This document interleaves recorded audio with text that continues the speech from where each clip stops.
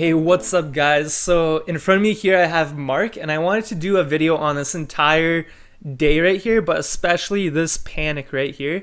But I don't want anyone thinking that I only play Mark. I noticed that my previous videos I included this stock in a lot of those videos, and I don't want people thinking like I'm married to this stock, that I only play Mark. It's the best thing ever. Honestly, I play whatever just is really volatile and has a lot of volume in the market that day. And Mark just happened to be that stock for these past few days. That run up was awesome. Lots of opportunities. So I'm going to save the best for last. I'm going to go through a couple other trades that I made. TLSS was extremely predictable. It was available for anyone who kept their eye on it. I did the same thing on TLSS for 2 days straight. So I'm on the 15-minute chart right now. Each candle is 15 minutes. And because we have hindsight of the chart, how it played out, these little red candles, I guess you could call them, they don't look too big, but when you zoom in and when you're playing it in real time, these were actually really decent panics to get in on. Over here, panicked nicely. I got in at 15.8, sold at 16.8, so I made like a little less than 10% on that panic. Same exact thing this morning. Market open, panicked, and I caught the exact bottom. The bottom was 15.5. I got at 15.6 and sold it at 17. So another roughly 10%. And look how much upside there was to it. And I only took 10%.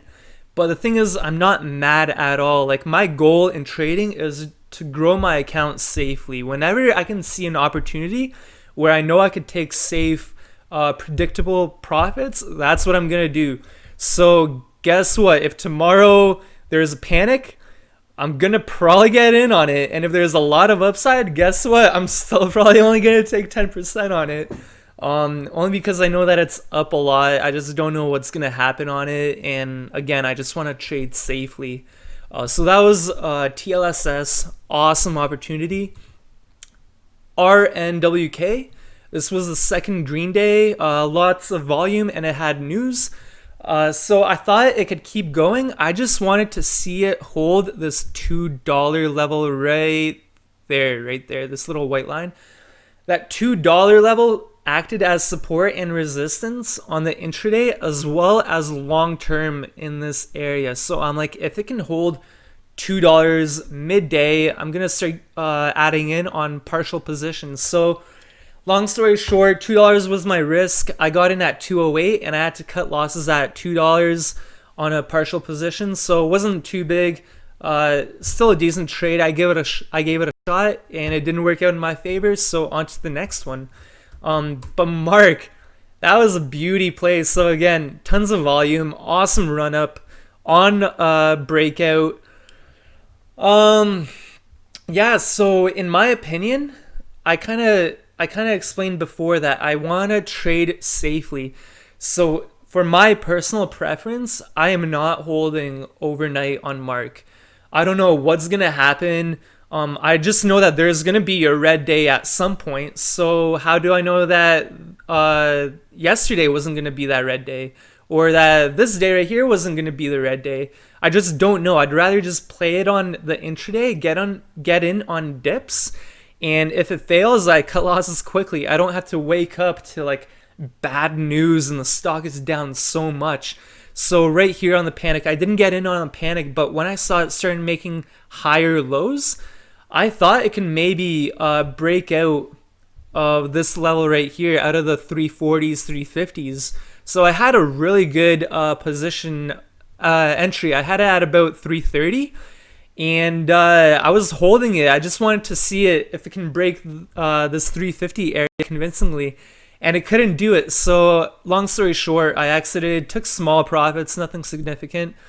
But this panic right here, I was looking for a big panic on Mark because of the run up.